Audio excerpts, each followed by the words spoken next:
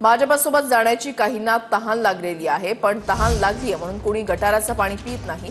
पवारांच्या राष्ट्रवादीमधील नव्या पिढीला राऊतांचा खणखणीत टोला आहे। पंतप्रधान नरेंद्र मोदी आणि गृहमंत्री अमित शहा यांचाही प्रसंग सांगितलाय, तर या दोन नेत्यांना तुम्ही पुस्तक पाठवलंय का? मी जेव्हा दिल्लीत जाईन तेव्हा हे पुस्तक त्यांना प्रत्यक्ष देता येईल याची व्यवस्था मी करेन। किंबहुना मी त्यांच्यासाठी ते पुस्तक हिंदी आणि इंग्रजीमध्ये करतो। शरद पवारांच्या राष्ट्रवादीच्या नेत्यांना राऊतांचा हा टोला आहे। तहान लागलीये म्हणून कोणी गटाराचं पाणी पित नाही अशा शब्दात राऊतांनी टोला लगावलेला आहे। पवारांच्या राष्ट्रवादीमधल्या नव्या पिढीला भाजपसोबत जाण्याची काहींना तहान लागलेली आहे, मात्र तहान लागलीये म्हणून कोणी गटाराचं पाणी पित नाही असं राऊतांनी म्हटलंय। सुप्रिया सुळेंचं नाव तुम्ही वारंवार घेताय किंवा अन्य काही नेत्यांची नावं घेताय। त्यांना तहान नक्कीच लागली असेल,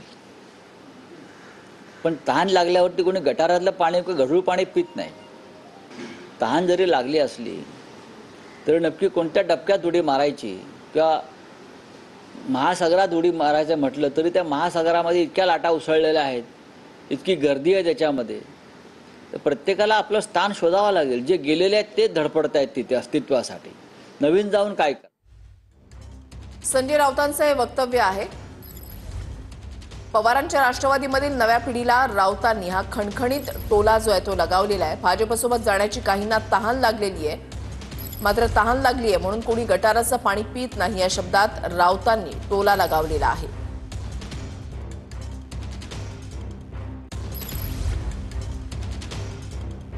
सुप्रिया सुळेंचं नाव तुम्ही वारंवार घेताय किंवा अन्य काही नेत्यांची नावं घेताय। त्यांना तहान नक्कीच लागली असेल, पण तहान लागल्यावरती कोणी गटारातलं पाणी किंवा गढूळ पाणी पित नाही। तहान जरी लागली असली तर नक्की कोणत्या डबक्यात उडी मारायची किंवा महासागरात उडी मारायचं म्हटलं तरी त्या महासागरामध्ये इतक्या लाटा उसळलेल्या आहेत, इतकी गर्दी आहे त्याच्यामध्ये, तर प्रत्येकाला आपलं स्थान शोधावं लागेल। जे गेलेले आहेत ते धडपडत आहेत तिथे अस्तित्वासाठी, नवीन जाऊन काय कर। अजित पवारांना न विचारता भाजपनं भुजबळांना मंत्री केलं असं म्हटलेलं आहे राऊतांनी। अजित पवारांचा भाजपसोबत अपमान सुरू आहे, त्यांना झोप लागत नसेल असं राऊतांनी म्हटलंय।